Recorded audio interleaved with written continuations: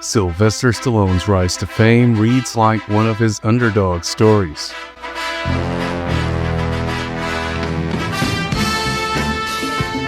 A struggling actor with a speech impediment selling his dog to pay rent, who refused to sell his script unless he could star it.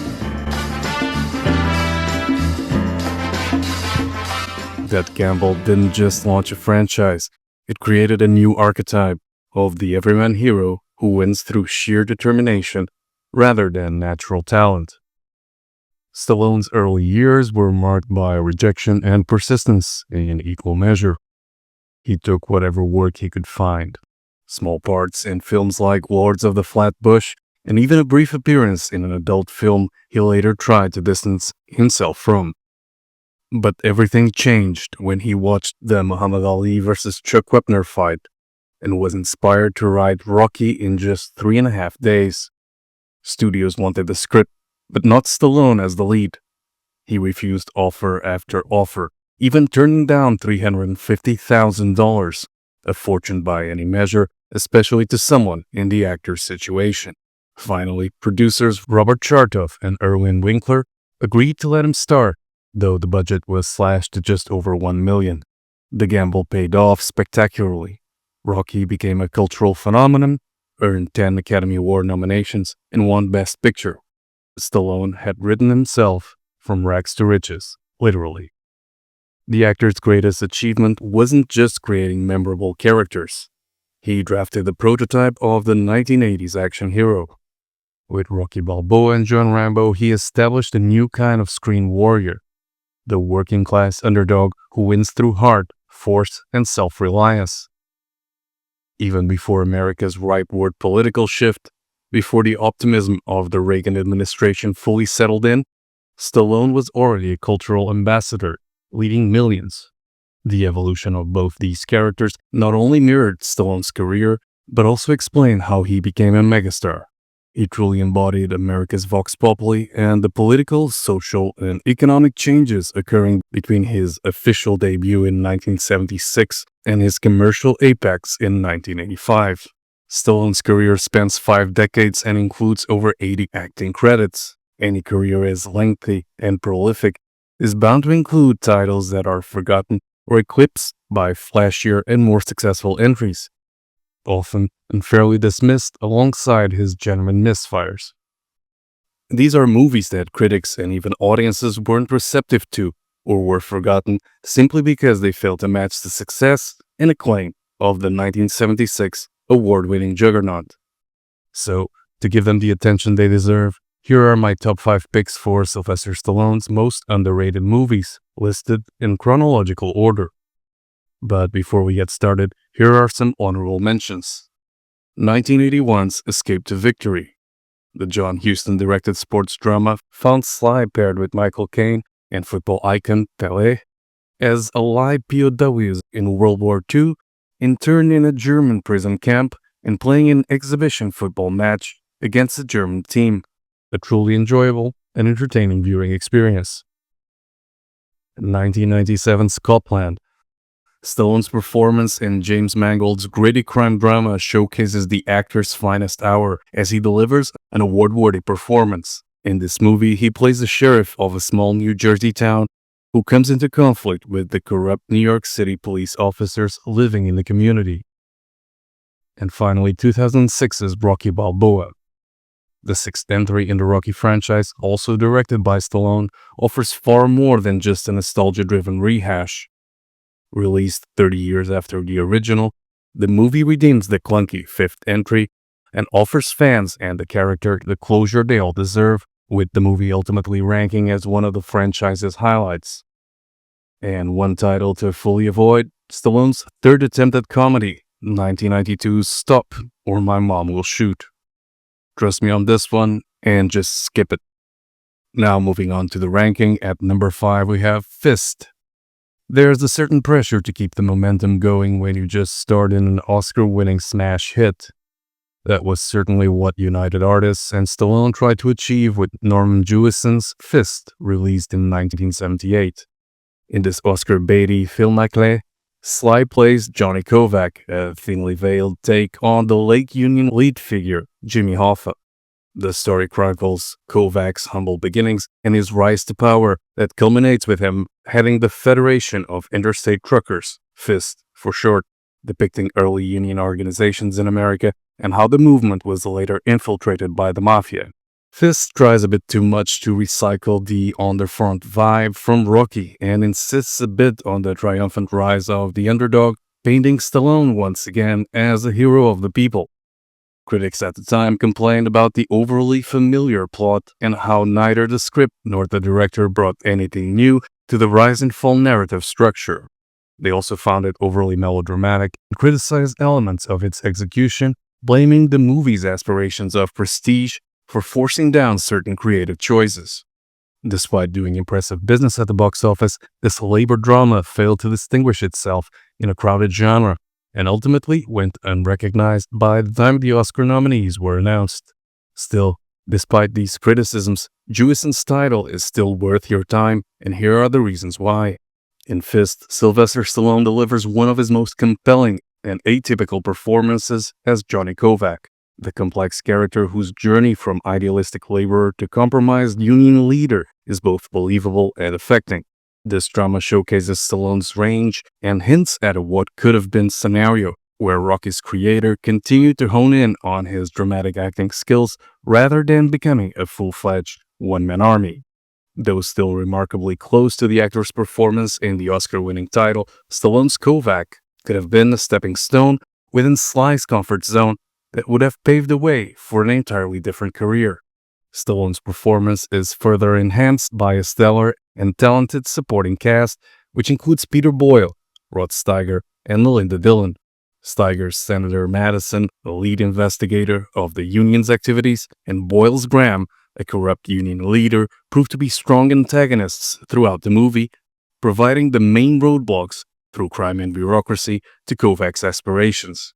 Dillon's take on Anna, the object of Johnny's affections and later his wife, presents the character as an equal rather than the meek klutz we find in Talia Shire's Adrian in 1976's Rocky. Great performances across the board. F.I.S.T's exploration of the concept of power is another of the movie's strengths. Beyond the borderline socialist take on the common worker versus employer struggle, something that certainly resonated with audiences during the Carter years, this full biopic is also a broad cautionary tale about how good causes can be undermined by personal flaws and systemic corruption. This is an apolitical concept that focuses, much like most of Stallone's filmography, on the individual rather than ideology. Co-written by the lead star, the title is a pivotal showcase of Sly's deep understanding of complex issues. Finally, F.I.S.T. succeeds in providing a gritty, realistic depiction of the labor movement during the Great Depression, including the difficult choices union leaders faced. The 1978 Oscar aspirant boasts industrial settings and period details that add authenticity and atmosphere, helping immerse viewers in the world of 1930s labor organization without ever falling into the pitfalls of your typical period piece. This technical achievement pairs nicely with Jewison's direction, blending personal drama with broader social commentary and his ability to ground the film's labor history in compelling human stories. This movie may have been relegated to a forgotten 1970s drama, but it offers a nuanced, well-acted, and morally complex look at American labor history, anchored by one of Stallone's most mature performances. From the world of labor unions to the gritty streets of New York, Stallone's next underrated gem came during his rise to superstardom. That's the fourth entry on this list, Nighthawks. This neo-noir police procedural finds Stallone and Billy D. Williams as two New York City police officers, the Silva and Fox, respectively, working undercover to combat street crime. They are assigned to an elite anti-terrorism unit tasked with stopping Wolfgar, played by Rutger Hauer, a notorious European terrorist who has fled to New York after committing multiple bombings. The criminal plans to carry out attacks in the city to draw attention to his cause. The duo begins tracking Wolfgar through nightclubs and other locations, but their efforts are complicated by his use of plastic surgery to alter his appearance. Nighthawks was released during the final years of Stallone's post-Rocky success and before he cracked the Rocky plus Rambo winning formula that would propel him to the top of the box office during 1982 and 1985. Once again, this film generated a good return but failed to match Rocky at the box office. Critics and audiences were divided on this one. The 1981 effort straddles between a 1970s New Hollywood police drama and a 1980s neo-noir action thriller, sometimes losing itself in these two areas. There was a negative response to both the plot's payoff and pacing, with many complaining about the movie spending way too much time on the setup and not enough on delivering the goods. Finally, there was also criticism around Billy Dee Williams' Fox, with viewers and critics deeming the character as underdeveloped. Still, there's a lot to love when it comes to this early 80s thriller. This 1981 movie is the only entry in Stallone's pre-First Blood filmography that can be considered an action movie. Well, it's really a thriller actually. But by presenting Stallone as a more grounded figure, perhaps a tad too derivative of Frank Serpico, Nighthawks succeeds in once again showcasing the actor's dramatic acting chops. Billy Dee Williams' sidekick role may have felt underwritten to some, but there's no denying that the chemistry between Stallone and Williams sets this movie apart from the rest. Then there's Rutger Hauer in his American film debut. The Dutch actor is chilling and charismatic in his portrayal of the terrorist Wolfgar, bringing a genuinely eerie and memorable presence to the villain's role. When it comes to execution and realism, the film is in a league of its own. With its gritty depiction of urban crime, effective action sequences and chase scenes, especially the subterranean pursuit, singled out as the title's main highlights. The film's prescient focus on terrorism, which was ahead of its time for an early 1980s thriller, is another positive aspect we find in this crime entry, along with noir overtones and those early 80s vibes that are neither here nor there in a good way. Nighthawks stands out, along with Prince of the City and Thief, as key entries that shaped the genre. Fans of gritty, realistic crime dramas and urban thrillers will appreciate this underrated gem. On the technical front, Keith Emerson's score for Nighthawks is a pulsating, synth-driven soundtrack that amplifies the film's tension and sense of urgency.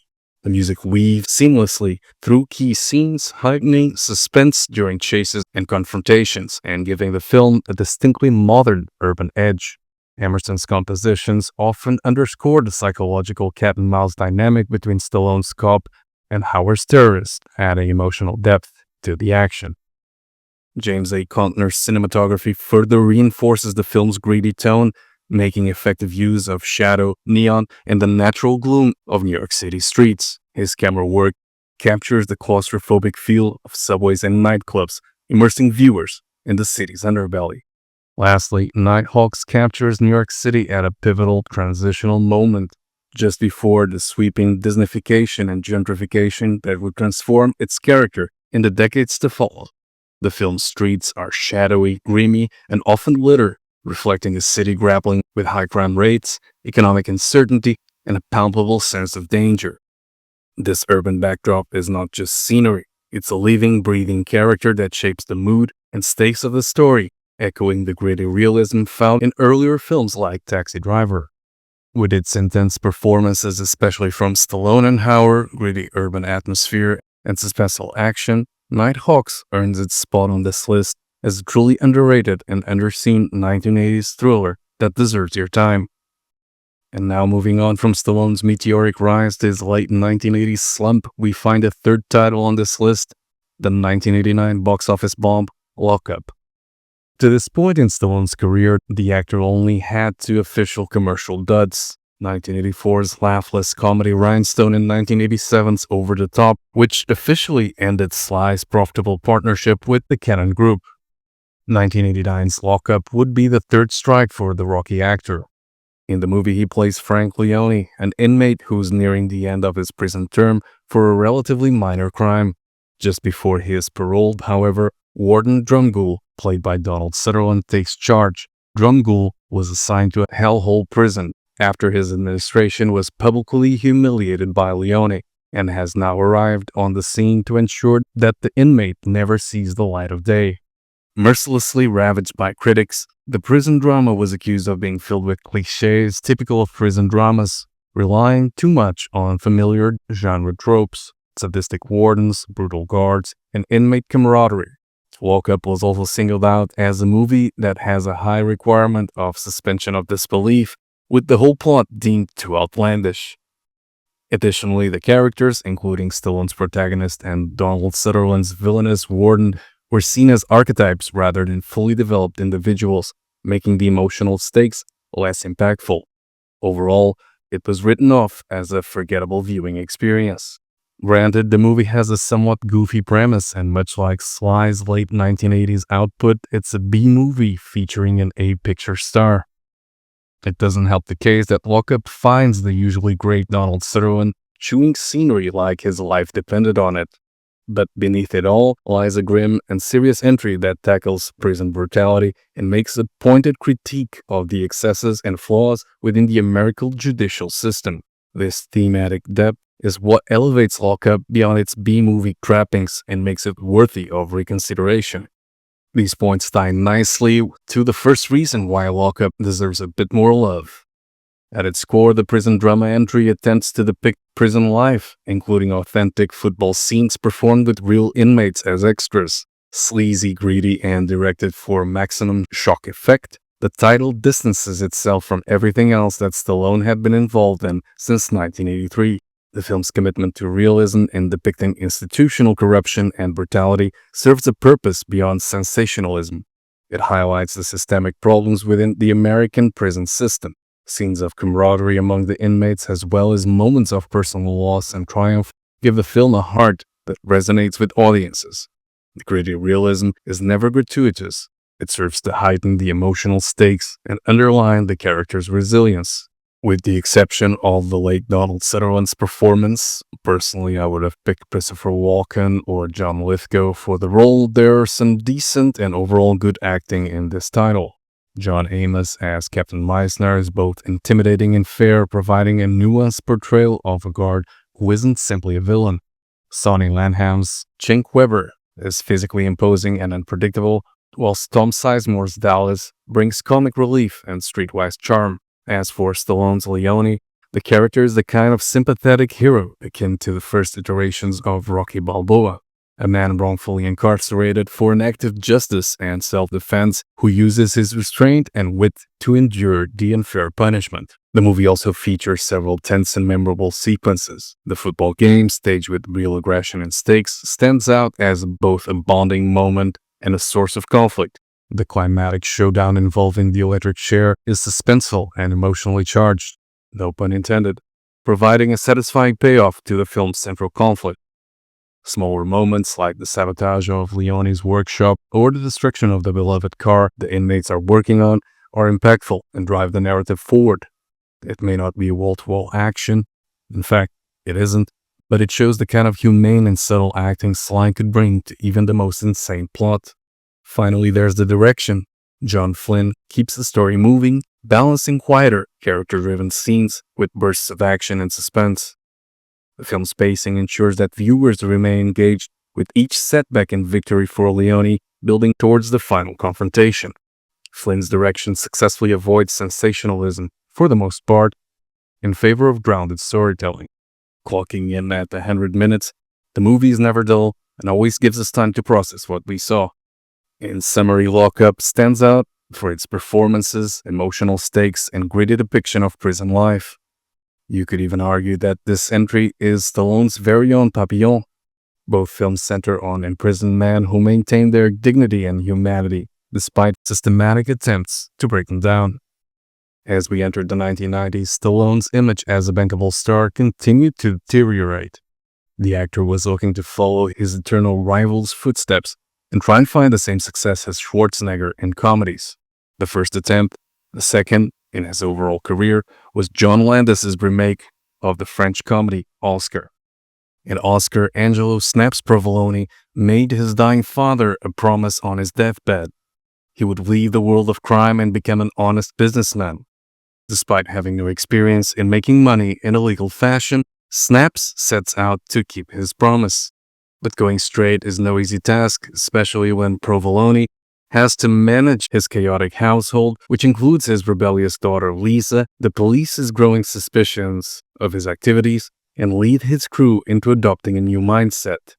The 1991 Comedy of Errors, which borrows heavily from the screwball entries of the 1930s, proved to be unsuccessful.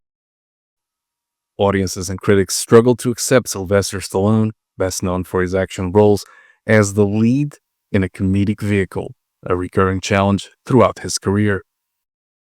The film was intended as a lighter comedic turn for Stallone, but many felt he was miscast and unable to deliver the rapid-fire wit and timing the genre demands.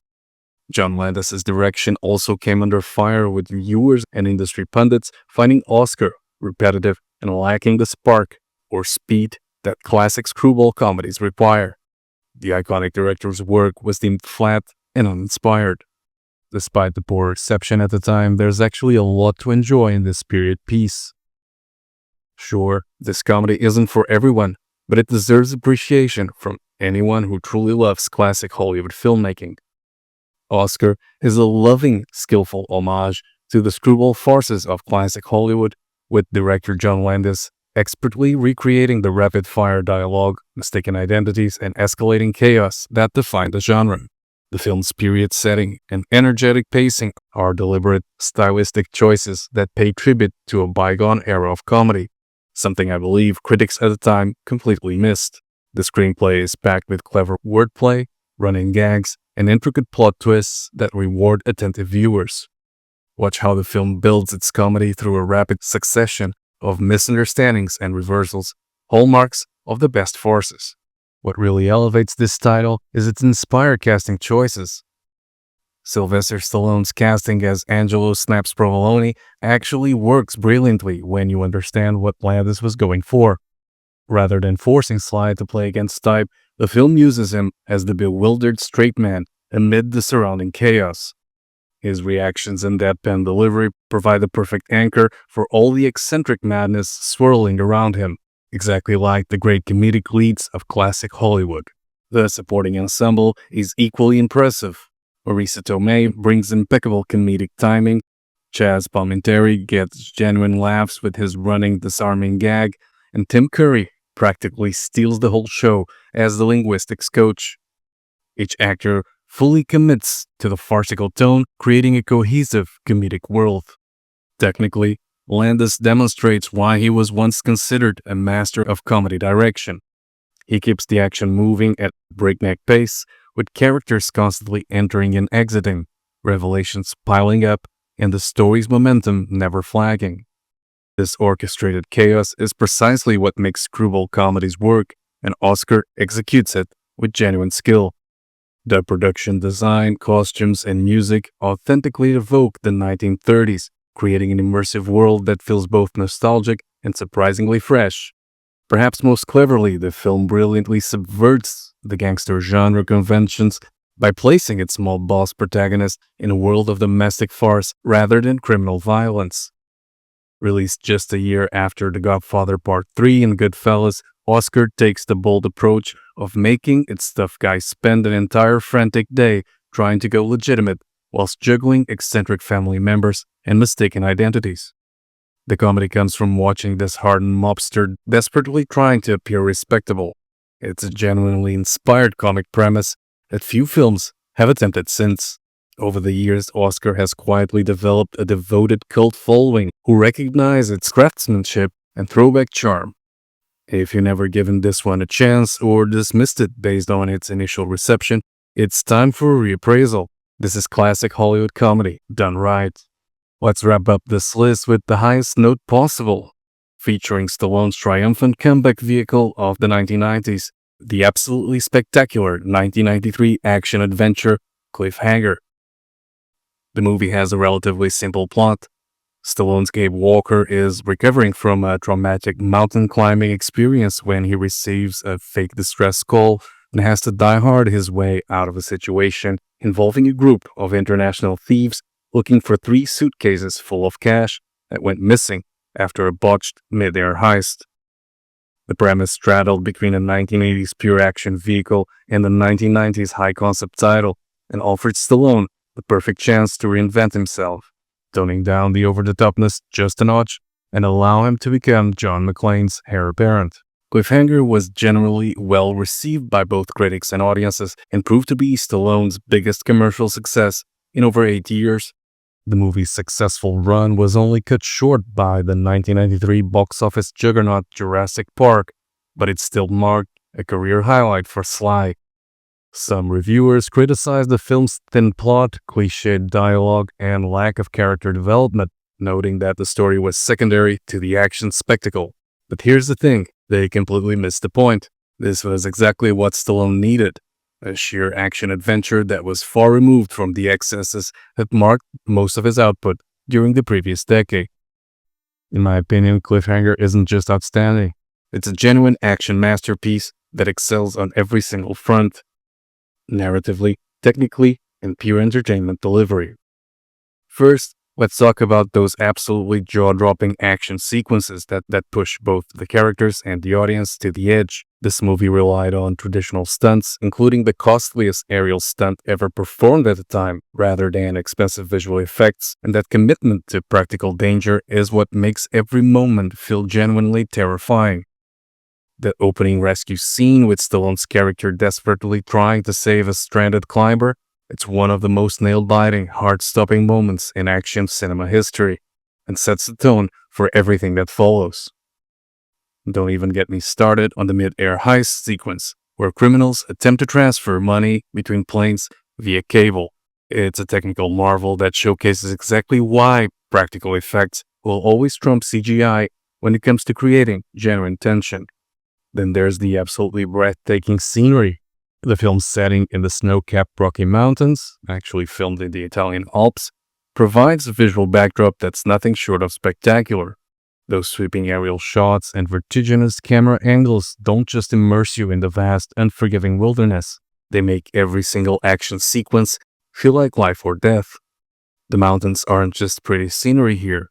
They become an active, dangerous character in the story, presenting constant peril and breathtaking beauty in equal measure. This natural grandeur elevates Cliffhanger far above typical urban set action movies and delivers the cinematic experience that's both thrilling and visually unforgettable. But what really makes any great action movie work is having a villain worth rooting against, and this movie absolutely delivers on this front. John Lithgow's portrayal of Eric Quaylen is nothing short of a masterclass in villainy. His cold, calculating demeanor and razor-sharp wit make him a genuinely formidable adversary for Stallone's hero. The supporting villains, each with their own quirks and menacing presence, have real layers to the threat our protagonist faces. Lithgow's deliciously over-the-top performance, complete with that memorable English accent, injects the film with the right amount of theatrical fun. These villains are brutal and cunning enough that their confrontations with the hero feel genuinely tense, making their eventual defeats incredibly satisfying. Finally, Cliffhanger delivers something we rarely saw from Stallone during this era, a grounded, resourceful everyman action hero. Rather than relying solely on brute force or overwhelming firepower, Gabe Walker uses his mountain climbing skills, quick thinking, and pure ingenuity to survive. He and his fellow rescuers must navigate treacherous cliffs, deadly avalanches, and the harsh elements whilst outsmarting heavily armed criminals. This emphasis on resourcefulness and survival skills adds a genuinely fresh twist to the action genre, showcasing intelligence and determination as much as physical prowess. It was a refreshing departure from Stallone's previous cadre of superhuman action heroes and showed he could still evolve as a performer. With its breakneck pace from start to finish, and hardly a moment for audiences to catch their breath, Cliffhanger stands as a pivotal entry in Stallone's filmography. This is the title that put him back on top of the proverbial mountain when it came to being a genuine box office draw. And damned if it isn't one hell of a thrilling ride to the summit. And with that, I wrap up the exploration of Sylvester Stallone's most underrated and underseen films. These movies might not always get the spotlight, but they're part of the actor's journey to the top and showcase how he tried to reinvent himself as both an actor and an action hero, carving his own path as a key figure of cinema.